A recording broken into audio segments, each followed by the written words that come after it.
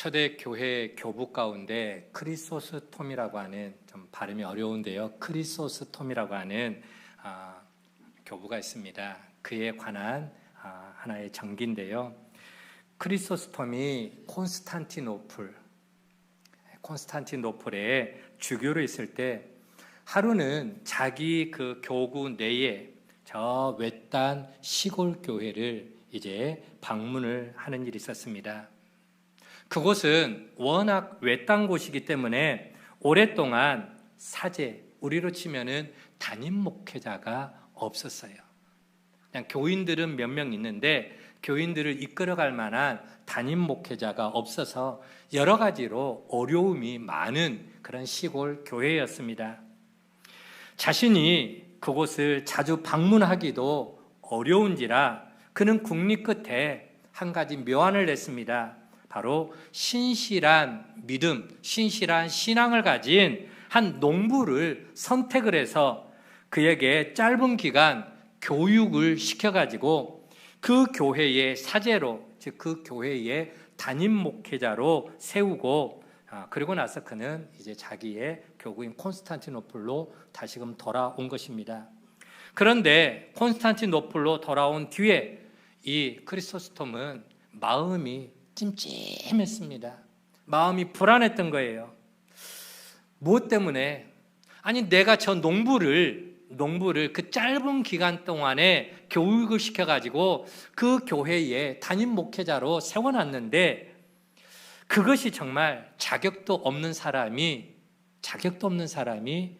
그 사제를 그렇게 세워지는 게 마땅한가? 그가 하나님 앞에서 예배나 제대로 인도할 수 있을까? 오만 가지 걱정이 계속 마음을 짓누르는 겁니다. 그래서 어느 주일날 그는 아무에게도 알리지 않고 혼자 몰래 그 시골에 가서 그 시골 교회 예배당에 예배에 참석을 해보기로 했습니다. 그는 예배당 저 뒤에, 기둥 뒤에 숨어서 자기가 임명했던 그 농부 사제, 농부 목회자, 그 사람이 앞에서 성도들 앞에 예배를 어떻게 인도를 해 나가는가 지켜봅니다. 그런데 예배를 드리는 내내 이 크리소스톰은 그 눈에서 흐르는 눈물을 주체할 수가 없었습니다. 평소에 농사를 짓느라 이 농부는 배운 것이 별로 없었겠죠. 그러나 그토록 간절한 모습으로, 간절한 마음으로 하나님 앞에 드리는 기도를 드리는 그런 사제를 이 크리소스톰은 지금까지 본 적이 없었다라고 하는 것입니다. 설교는 짧았지만 설교하는 동안 이 농부의 그 사제의 얼굴은 열정으로 빛이 났고, 또 그의 말 한마디 한마디가 적은 무리의 그 성도들의 마음을 완전히 사로잡고 이끌고 가고 있었기 때문에 그렇습니다. 예배가 다 끝나자 크리소스톰은 저 성전 제단 앞으로 나아가서 농부 앞에 무릎을 꿇습니다. 그 농부 사제 앞에 무릎을 꿇고 자기를 축복 좀 해달라, 무릎을 꿇은 거예요. 이 농부 사제는 자기 앞에 무릎을 꿇고 기도를 청하는 사람이 바로 자기를 교육시키고 자기를 사제로 세웠던, 임명했던 바로 주교 신부인 크리소스톰이었다는 사실을 알고는 깜짝 놀랍니다. 우리로 치면은 노회장이 자기 앞에 무릎을 꿇고 자기를 지금 축복해달라고 무릎을 꿇고 요청을 하는 거예요. 깜짝 놀랍니다. 그러면서 아니 주교님이 저를 축복을 해줘야 그게 맞지, 어찌 저 같은 사람에게 축복을 해달라고 부탁을 하는 겁니까? 이것은 맞지 않습니다 라고 손사래를 치는 겁니다. 그러자 크리소스톰이 이렇게 대답합니다. 사제, 나를 축복해 주시오. 나는 당신처럼 그렇게 뜨거운 불과 사랑을 가슴에 안고 하나님을 예배하는 사람을 일평생 동안 본 적이 없었다오. 그러자 농부 사제가 이상하다는 표정으로 크리소스톰에게 되물었다고 합니다. 주교님, 아니, 이런 식으로 하나님 앞에 예배를 드리는 방법 말고 다른 방법으로 하나님 앞에 예배를 드리는 또 다른 방법이 있단 말입니까? 묻는 거예요. 여러분, 하나님 앞에 예배를 드림에 있어서 우리의 온 마음과 우리의 온 정성을 다해서 드리는 것 말고 다른 모습으로 예배를 드리는 다른 방법이 있나요? 비록 많이 배우지는 못했지만 자신이 그 주교로부터 배운 대로 그는 최선을 다해 하나님 앞에 예배를 드렸습니다. 그런 농부 사제의 모습에서 우리는 참 많은 것들을 배울 수가 있습니다. 우리가 하나님을 사랑하는 방식은 한 가지밖에 없습니다. 신명기 6장 5절의 말씀처럼 마음을 다하고 뜻을 다하고 힘을 다하여 주 여호와 내 하나님을 사랑하라. 마찬가지로 하나님을 예배하는 방법도 한 가지밖에 없습니다. 우리의 마음과 뜻과 정성을 다해 목숨을 다해 하나님을 예배해야 될 줄로 믿습니다. 그 방법밖에 없죠. 요한복음 4장 말씀 보면은 예수님이 예배하는 방법에 대해서 말씀을 합니다. 어떻게 예배하라고 합니까? 하나님께 참되게 예배하는 자들은 어떻게 예배하라고요? 영과 진리로 예배할지니 하나님은 이렇게 예배하는 자들을 찾고 계시느니라. 영과 또 진리로 예배한다라고 하는 이 말은 우리의 정성을 다해서 우리의 인격을 다해서 우리의 삶을 다해서 하나님 앞에 최선의 예배를 드리는 그 예배를 하나님이 기뻐 받으신다라고 하는 것이죠. 그렇다면 여러분, 오늘 하나님 앞에 예배를 드리는 우리들의 모습은 어떤 모습입니까? 지금 우리는 어떻게 하나님 앞에 예배를 드리고 있습니까? 지금 드리는 이 예배에 우리는 어떤 정성을 쏟아붓고 있느냐라고 하는 겁니다. 지금 드리는 이 예배가 내 생애 마지막으로 하나님 앞에 드리는 그런 예배라는 마음으로 혹여 드리고 있지는 않습니까? 말씀으로 들어갑니다. 오늘 본문에 보면은 이스라엘의 초대 왕이었던 사울에 대한 이야기가 나오고 있습니다.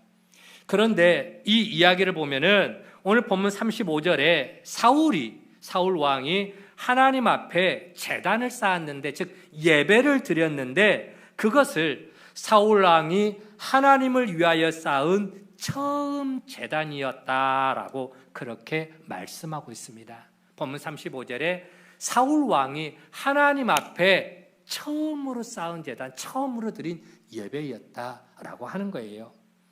왜 성경은 사울 왕이 처음 쌓은 제단이라고 그렇게 말을 하고 있을까요? 왜 굳이 그것을 그렇게 강조를 하고 있는 걸까요? 성경에 보면은 우리가 잘 아는 믿음의 조상 누굽니까? 아브라함. 아브라함도 참 제단을 하나님 앞에 많이 쌓았던 사람입니다. 그가 하나님의 부르심을 받고 갈대아 우르에서 가나안 땅으로 나아갑니다. 가나안 땅으로 나가서 그 가나안 지역에서 처음으로 정착을 했던 곳이 세겜이라고 하는 지역에서 정착을 하고 그곳을 이제 이사를 간 거죠. 이주를 해서 첫 번째 한 행동이 뭐냐? 가장 먼저 한 게 하나님 앞에 제단을 쌓아 예배를 드렸습니다. 그런데 성경은 아브라함이 처음 쌓은 제단을 말씀하셨을 때 아브라함이 처음 쌓은 제단이다라고 그렇게 표현하지를 않았습니다. 그냥 그가 그곳에서 제단을 쌓고 즉 아브라함이 그곳에서 제단을 쌓았다, 예배를 드렸다, 그 정도로만 성경은 기록을 하고 있습니다. 아브라함만 그런 게 아닙니다. 그의 아들 이삭도 브엘세바에서 처음으로 제단을 쌓았을 때, 그리고 또 야곱도 베델에서 처음 제단을 쌓았을 때 처음 쌓은 제단이다, 처음 쌓은 예배다라고 그렇게 표현하지 않고요, 그냥 제단을 쌓았더라라고만 그렇게만 표현을 하고 있습니다. 그런데 왜 오늘 본문에서는 사울 왕이 쌓은 제단에 대해서 처음 쌓은 제단이다라고 그렇게 기록을 하고 있을까요? 그런데 여러분, 여기서 또 하나 우리가 생각해 봐야 되겠습니다. 과연 사울이 하나님 앞에 지금 35절에서 드리는 제단이 하나님 앞에 처음 쌓은 제단이었느냐? 아니에요. 아닙니다. 오늘 본문 바로 앞에 나오는 사무엘상 13장에 보면은 13장에 사울 왕이 하나님께 번제를 드렸더라, 제단을 쌓았더라 하는 이야기가 분명히 나오고 있습니다. 사울이 이스라엘의 초대 왕이 된 지 2년 차가 되었을 때입니다.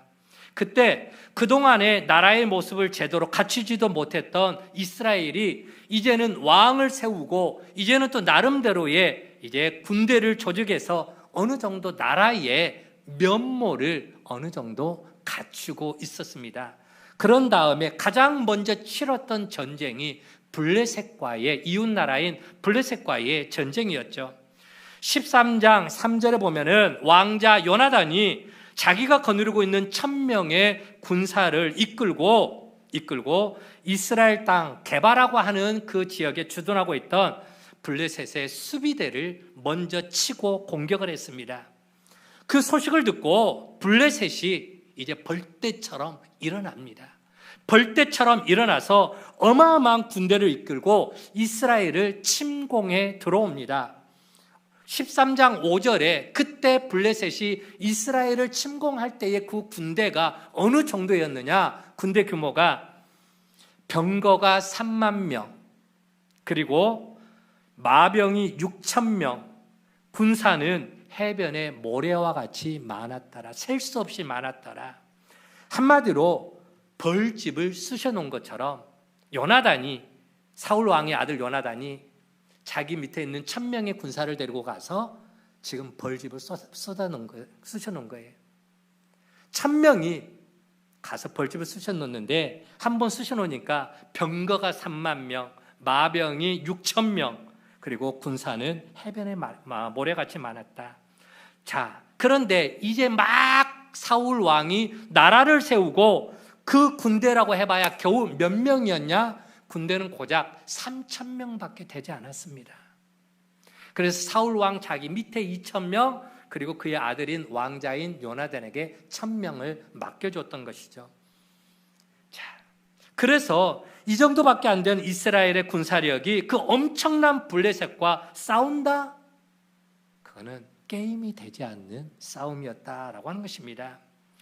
이스라엘의 군사들은 비록 블레셋 군대와 서로 이제 맞짱을 뜨기 위해서 그렇게 서로 대치를 하고 있었지만 그 어마어마한 해변의 모래와 같이 많은 수십만 명 되는 그 해변의 모래같이 많은 블레셋의 군대를 보니까 군사들이 지레 겁을 먹고 두려움에 휩싸이기 시작을 했던 겁니다.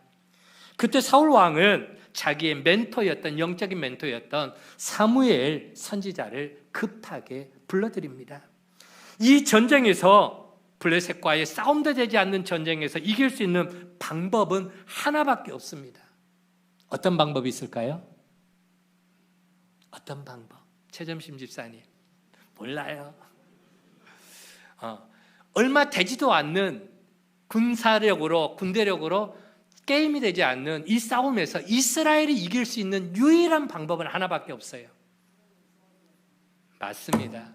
하나님이 도와주셔야 돼요. 하나님이 싸워주셔야 돼요. 하나님이 그 천군 천사들 군대를 이끌고 와서 적들을 물리치셔야 돼요.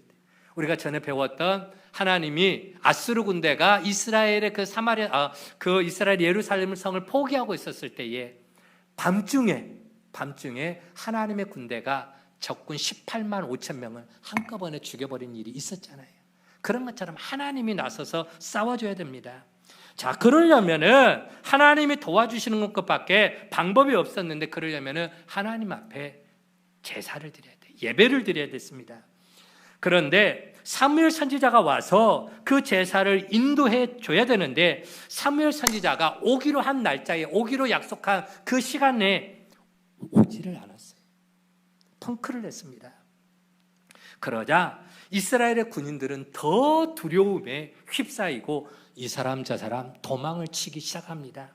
3,000명이 되었던 그 군대가 15절의 말씀 보니까 13장 15절 보니까 남은 사람이 불과 몇 명이었느냐? 600명밖에 남지를 않았어요. 다 도망가 버리고 맙니다. 다 도망가 버리고. 전쟁통에 남아있다가는 나도 죽을 게 너무나도 뻔하기 때문에 대부분의 군인들이 도망을 쳐버리고 말았습니다. 그런 상황에서 이제 사무엘 선지자는 오지 않죠. 군사들은 다 도망가 버리고 바로 눈앞에 적들은 해변의 모래같이 지금 앞에서 곧 물밀듯이 쳐들어오려고 하죠. 다급하니까 사울 왕이 불법을 행하게 됩니다. 자기가 하지 말아야 할 짓을 하게 되는 거예요.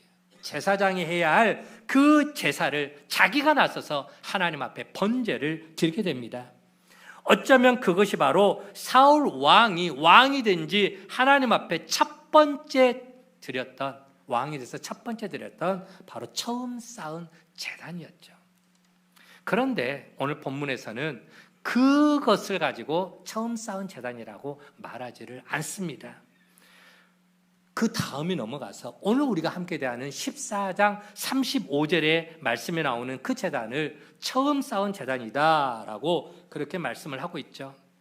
실제적으로 처음 제사를 드린 후에 사실은 시간이 별로 그렇게 많이 흐르지는 않았습니다.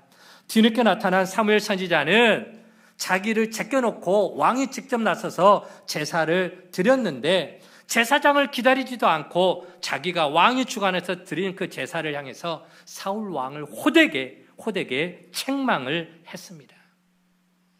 그리고 나서 이제 어느 정도 조금 시간이 흐르고 상황이 호전되는 듯 했습니다. 성경이 계속해서 강조한 것처럼 전쟁은 사람의 많고 적음에 달린 것이 아니고 군사력의 강약에 달려있는 게 아닙니다. 하나님이 누구의 편이 되어주느냐, 누구와 함께 해주시느냐, 거기에 싸움의 승패가 달려있다라고 하는 것이죠. 왕자 요나단은 자기의 병기를 든 소년 딱 한 명만 데리고 블레셋 진영으로 이제 또 용감하게 들어갑니다. 그러면서 그 진영에 들어가서 2명이 가서 20명을 무찌르고 죽이게 됩니다. 10배를 싸워서 이겼던 것이죠.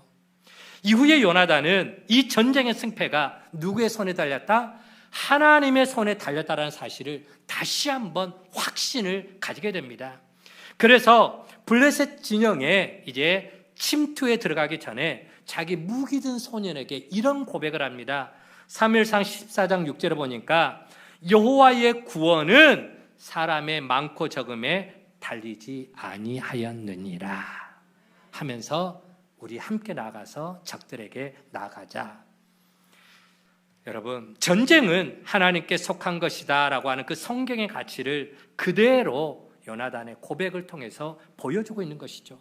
그리고 그의 고백처럼 불과 2명이 적군 블레셋 진영에 들어가서 바로 20명의 블레셋 군대를 무찌르는 놀라운 전과를 이루게 됩니다. 그러자 블레셋 군인들이 혼란에 빠집니다.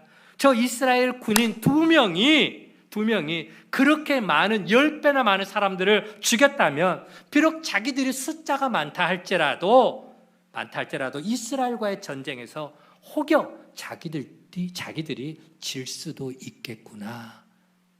자기들이 질 수도 있겠구나 하면서 두려움에 휩싸이게 되고 자기들 사이에서 내분이 일어나게 됐다라고 성경은 이야기를 하고 있는 겁니다. 여기에 용기를 낸 사울 왕도 블레셋 군대를 향하여 이제 전쟁을 개시를 시작합니다.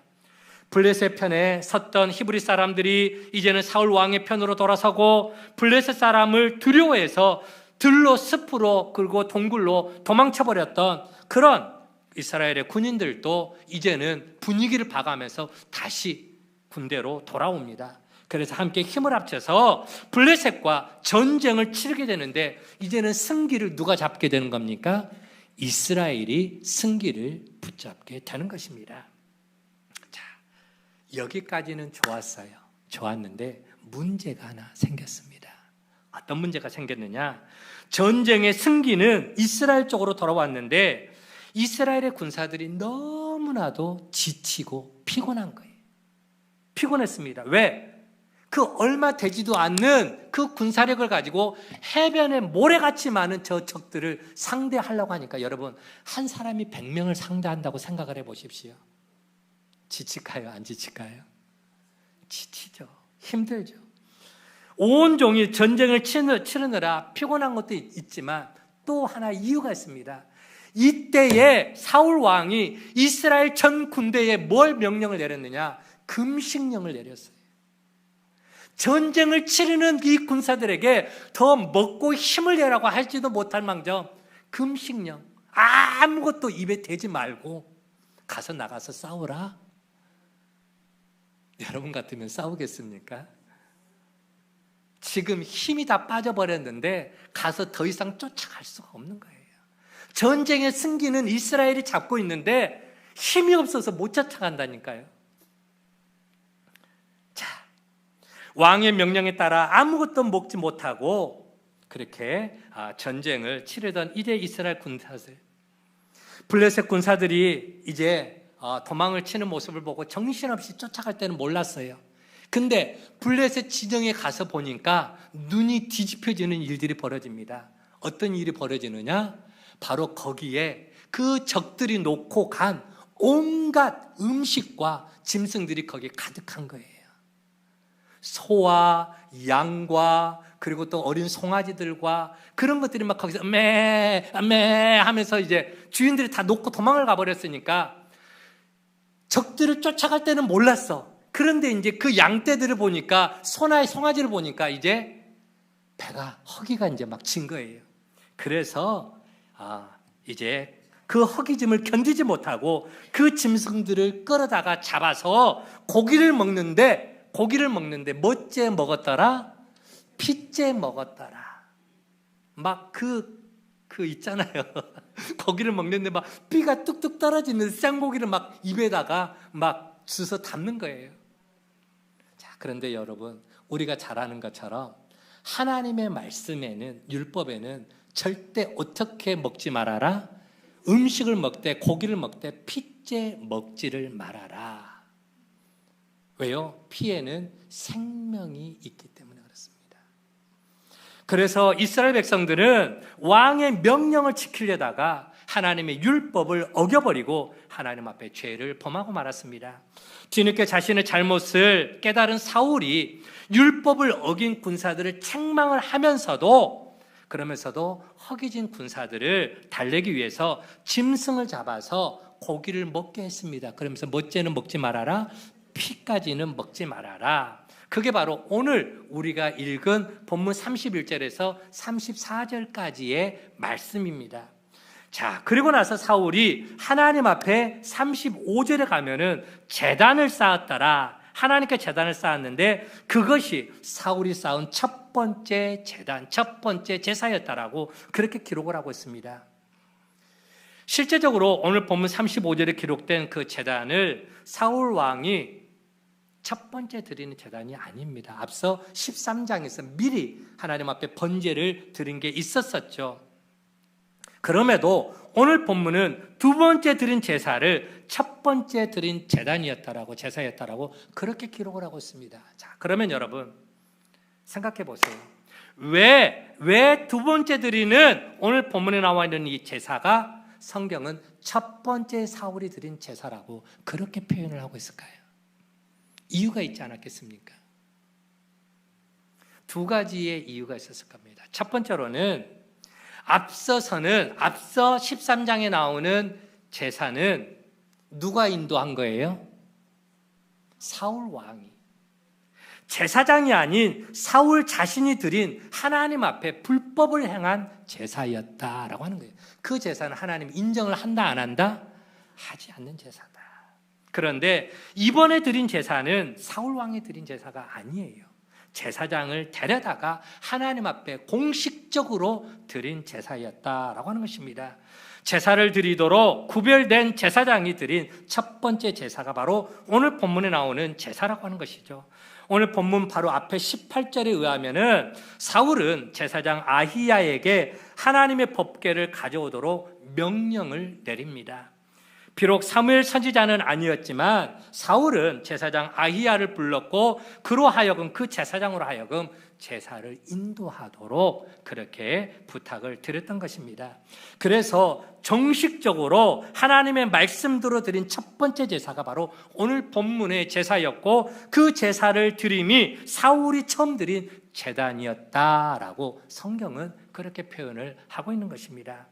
그런데 그것보다 훨씬 더 중요한 이유가 있습니다. 그건 뭐냐? 바로 사울이 하나님 앞에 형식적인 제사만 드리는 게 아니라 하나님을 의식하며 드린 제사였다. 최선을 다해서 드리는 제사였다. 하나님이 받으심직한 제사였다라고 하는 것입니다. 말씀드린 것처럼 요나단을 통해서 사울도 하나님이 돕지 않으면은 전쟁에서 승리할 수 없다라는 것을 너무나 잘 알았습니다. 그런데 자기의 잘못된 명령에 의해서 이스라엘 백성들이 군인들이 하나님께 죄를 범했잖아요. 피죄 먹었잖아요. 죄를 범법을 저질렀습니다. 그런 죄를 범한 백성들을 이끌고 군사들을 이끌고 전쟁에 나가면 그 전쟁이 어떻게 될까요? 죄를 범한 그 군사들을 이끌고 전쟁에 나가면 하나님이 함께 하실 수 있나요? 없나요? 못하죠. 함께 할 수가 없습니다. 반드시 그 전쟁은 패하고 말 것입니다. 왜요? 하나님은 범죄한 백성들을 결코 돕지를 않습니다. 요나단과 그 소년 단 2명이 블레셋 진영을 혼란스럽게 만들었고 블레셋 군사들의 사기는 저하됐습니다. 이거는 전적으로 하나님을 신뢰했던 요나단의 믿음 때문에 가능했던 일이죠. 그 결과 지금까지 전쟁에서 승리를 잡게 되었는데 이제 이스라엘의 군사는 비록 숫자는 얼마 되지 않지만 블레셋 그 적들을 뒤쫓아갈 수 있었습니다. 전적인 하나님의 은혜와 도우심입니다. 그런 하나님의 은혜와 도우심을 계속해서 얻기 위해서는 하나님 앞에 죄를 범한 율법을 범한 그 백성들의 죄를 하나님 앞에 용서를 구해야 돼요. 용서를 구하고 하나님과의 관계를 바르게 한 다음에 전쟁에 나가야 됩니다. 우리가 잘 아는 것처럼 여호수아서에 보면은 이스라엘 백성들이 여리고성을 무너뜨리고 난 다음에 그 다음에 얼마 되지도 않은 자그마한 성 아이성 전쟁에서 실패를 합니다. 무엇 때문에 전쟁에서 실패를 했을까요? 요인이 있었습니다. 원인이 있었습니다. 바로 아간의 범죄 때문에, 아간 한 사람의 그 죄 때문에 이스라엘 공동체 전체가 하나님 앞에 벌을 받는 전쟁에서 실패합니다. 지금 상황이 똑같은 상황이 지금 반복될 수 있는 그런 모습이에요. 죄를 범한 이스라엘 백성들을 데리고 나가야 이 전쟁에서 100점 100패할 수밖에 없는 그런 상황이었기 때문에 그래서 사울은 절박한 마음을 가지고 하나님 앞에 용서와 긍휼을 구하는 그러한 제사를 하나님 앞에 드리게 되었다라고 하는 것입니다. 여러분, 그렇습니다.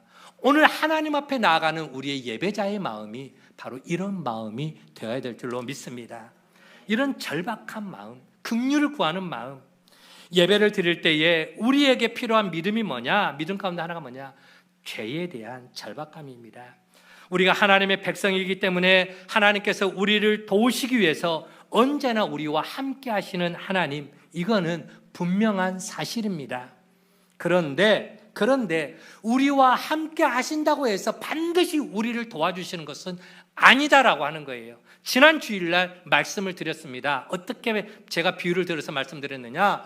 우리 주변에 보면은 119 소방대가 있습니다. 경찰서도 있습니다. 그들은 우리를 도와주기 위해서 우리가 부르기만 하면 언제든지 달려오기 위해서 항상 24시간 준비하고 있어요. 맞아요? 틀려요? 맞아요. 그러나 아무 때나 옵니까? 콜을 해야지. 불러야지. 도와달라고 절박한 마음을 가지고 도와달라고 전화를 했을 때 달려온다라고 하는 것이죠. 하나님도 마찬가지예요. 내가 너희하고 약속한 것을 내가 반드시 이루리라. 그럼에도 불구하고 너는 내게 뭐하라? 구하라. 하나님 앞에 콜링을 하라는 거예요. 절박한 마음으로. 그렇습니다. 그럴 때 하나님이 우리에게 다가와서 함께 하시고 도와주시고 은혜 베풀어 주신 하나님이신 줄 믿으시기를 바랍니다. 또한 하나님의 백성인 우리가 하나님께 도움을 구하는 가장 올바른 자세는 하나님의 긍휼하심을 의지하며 나가는 겁니다. 내가 하나님 앞에 죄인이라는 사실을 인정하고 고백하는 거예요. 그리고 나는 하나님이 아니에요. 나는 신이 아니에요. 나는 한계가 있는 유한한 존재다라고 하는, 연약한 존재라고 하는 것을 인정하는 것입니다. 우리는 하나님의 도움이 없이는 한순간도 살아갈 수 없는 부족한 존재라는 사실을 인정하며 하나님 앞에 나가야 될 줄로 믿습니다. 마치 나는 하나님의 도움이 필요 없어도 내 인생 내가 알아서 잘 살아갈 것이다라고 하는 하나님과의 관계를 끊어버리는 그런 인생은 결코 하나님이 도와주지 않는다, 역사하지 않는다라고 하는 것입니다. 여러분, 하나님께서 오늘 또 우리와 임마누엘로 함께 하시는 것과 하나님께서 우리를 도우시고 우리에게 은혜 베풀어 주신 것은 분명히 다르다. 그 하나님의 도움을 덧입기 위해서, 그 은혜를 덧입기 위해서는 우리가 절박한 마음을 가지고 하나님의 긍휼을 구하는 마음을 가지고 하나님을 찾고 하나님 앞에 나가야 될 줄로 믿습니다. 자, 그리고 마지막으로 또 한 가지 기억해야 될 게 있습니다. 그건 바로 오늘 본문에서 사울은 하나님께 제단을 쌓았습니다. 그렇다면 이 후에도 계속해서 하나님의 백성다운 모습을 보임이 마땅합니다. 처음 쌓은 제단이 이 신앙의 출발이었다면, 사울 왕의 신앙의 출발이었다면 그 후에도 계속해서 제단을 쌓음으로 믿음이 성숙을 향해 나아가야 됩니다. 그런데 사울은 어땠을까요? 전쟁이 하나님께 속한 것이다, 하나님이 도와주셔야 이 전쟁에서 승리할 수 있다라고 하는 것을 알았다면은 당연히 그 다음에도 하나님을 찾아야죠. 하나님 앞에 전쟁에 승리했으면 감사의 제단을 쌓았어야죠. 그런데 사울 왕은 전쟁에 승리하고도 하나님 앞에 해드리는 게 아무것도 없었더라라고 하는 것입니다. 본문 이후에 나오는 47절, 48절 기록을 보면은 이스라엘은 블레셋과만 전쟁을 한 게 아닙니다. 이후에 보니까 모압과 암몬과도 전쟁을 하고 또 주변의 여러 나라들과 전쟁에서 승리를 했습니다. 그 전쟁에서도 분명히 하나님이 사울을 도와서 그 전쟁에서 승리를 하게끔 하나님이 도와주셨을 겁니다. 그런데도 사울 왕이 성경을 눈을 씻고 쳐다봐도 하나님 앞에 감사를 했다거나 이후에 하나님 앞에 제단을 쌓았다거나 하나님의 이름을 높여 칭송했다라는 그런 구절은 한 구절도 나오지를 않고 있습니다. 오히려 15장에 가면은 어떤 내용이 나오느냐, 사울이 아말렉 군대와 전쟁해서 승리한 이후에 무엇을 했느냐, 기가 막힌 일을 합니다. 어떤 행동을 했느냐, 자기를 위하여 기념비를 세웠더라. 자기를 위해서 기념비를 세웠다. 이건 뭘 표현하는 말일까요? 하나님 앞에 올려드려야 할 영광을 누가 가로챘다? 자기가 가로챘다. 하나님은 다 온데간데없고 내가 잘나서, 내가 힘이 있어서, 우리 군대가 뛰어나서 이 전쟁에서 승리했다, 자기를 드러내는 기념비를 세웠다라고 하는 것입니다. 이 일로 인해서 사실 사울은 하나님 앞에 버림을 받고 맙니다. 처음 제단을 쌓을 때 가졌던 마음을 계속해서 간직했어야 했습니다. 계속해서 하나님께 긍휼을 구하고 하나님의 도우심과 인도를 구해야 마땅했습니다. 그런데 사울 왕은 전쟁에 승리하면서 점점 자기중심적인 사람으로 변질이 되어 갔던 것이죠. 처음 제단을 쌓을 때는 그 중심이, 그 마음이 하나님을 향한 것처럼 보였습니다. 아니, 그때까지만은 정말 하나님의 긍휼을 구하는, 바라는 간절한 마음이 있었죠. 그리고 그 마음은 사실 계속되어야만 했습니다. 그런데 그의 마음은 신앙적으로 성숙해지는 것이 아니라 도리어 자기 중심적인 이기적인 모습으로 변질이 되어 갔다라고 하는 것이죠. 참으로 안타까운 모습입니다. 여러분, 이제 오늘 우리의 신앙을 한번 돌아볼 수 있기를 바랍니다. 오늘 우리들은 하나님 앞에 예배할 때 어떤 마음을 가지고 하나님을 예배하고 있습니까? 하나님 앞에 긍휼을 구하는 절박한 마음, 하나님의 도우심을 간구하는 겸손한 마음으로 그런 모습으로 하나님을 예배하고 있습니까? 만약에 내가 지금 그런 마음을 가지고 하나님 앞에 예배하고 있다면 그 마음을 끝까지 잘 간직해 나가시기를 간절히 축원을 드립니다. 언제나 하나님의 은혜를 구하고 하나님의 지혜를 구하고 하나님의 도우심을 구하면서 믿음의 사람답게 성숙함을 이뤄갈 수 있는 우리 가족이 되어지기를 간절히 축원을 드립니다. 그렇지 않으면은 우리의 마음도 사울 왕처럼 자기중심적인 이기적인 모습으로 변질이 되어지고 말 것입니다. 사울 왕은 오늘 본문 이후에 제단을 쌓지 않았습니다. 다시 말하면 하나님 앞에 예배를 드리지 않았다라는 겁니다. 오늘 본문에 나오는 이 35절의 그 처음 제단이 그 인생의 마지막 제단이 되고 말았습니다. 여러분, 우리가 하나님 앞에 드리는 이 예배는 우리의 생명이 다하는 그날까지 계속해서 지속되어야 될 줄로 믿습니다. 하나님 나라에 들어가 영광의 하나님, 영광의 주님을 찬양하며 예배하는 그때까지 우리의 예배는 멈춤이 있어서는 안 될 것입니다. 처음 쌓은 제단, 참 감격적인 표현입니다. 그러나 사울에게 그 감격적인 표현은 결국 슬픔의 표현이 되고 말았습니다. 왜요? 변질이 되어버렸기 때문에 그렇습니다. 오늘 하나님 앞에 예배하는 우리의 모습은 사울 왕의 예배드리는 그 모습을 우리는 반면교사 삼아야 될 줄로 믿습니다. 거울 삼고 우리의 삶은, 우리의 예배드리는 마음은 변질이 되어서는 안 된다라고 하는 것이죠. 오늘 우리에게 드리는 예배가 늘 처음처럼, 한번 따라 봅시다. 늘 처음처럼. 아멘. 그리고 내 생에 하나님 앞에 마지막 예배를 드리는 것 같은 절박한 마음으로 최선을 다하는 모습으로 하나님을 예배해야 될 줄로 믿습니다. 마음을 다하고 뜻을 다하고 정성을 다하고 내 목숨을 다하여 주 내 하나님 여호와를 사랑하라, 예배하라. 그렇습니다. 처음에 감격과 그 기쁨을 우리는 인생 마지막 순간까지 이어가야 되고, 오늘 우리의 매일의 삶이 하나님이 받으심직한 삶의 예배가 되어야 될 줄로 믿습니다. 하나님은 오늘 또 우리가 하나님 앞에 나아가 영과 진리로 참되게 예배하는 참된 예배자를 찾고 있습니다. 그 하나님이 찾으시는 참된 예배자, 오늘 저와 여러분의 모습이 되어지기를 주의 이름으로 간절히 축원을 드립니다. 하나님, 오늘 우리는 예배자가 가져야 될 마음이 어떤 마음인가, 사울 왕의 모습을 살펴보면서 그를 반면교사 삼기를 원합니다.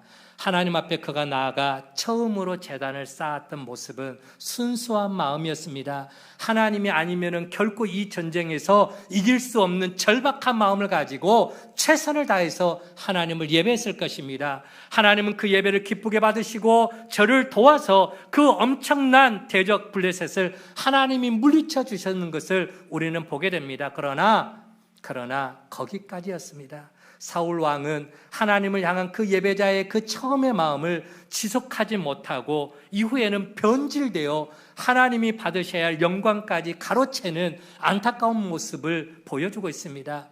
오늘 우리는 어떠한 모습으로 하나님을 예배하고 있습니까? 혹여 우리의 삶의 모습 가운데, 예배자의 마음 가운데 변질된 이기적인 모습은 없는지 우리의 모습을 돌아보게 하여 주시고, 우리의 생명 다하는 그 순간까지 우리가 처음 가진 그 마음을 가지고 하나님을 향하여 정말 영과 진리로 최선을 다해서 하나님 앞에 예배하는 참된 예배자의 모습이 되어지도록 하나님 인도하여 주옵소서. 감사를 드리옵고 예수님의 이름으로 기도하옵나이다. 아멘.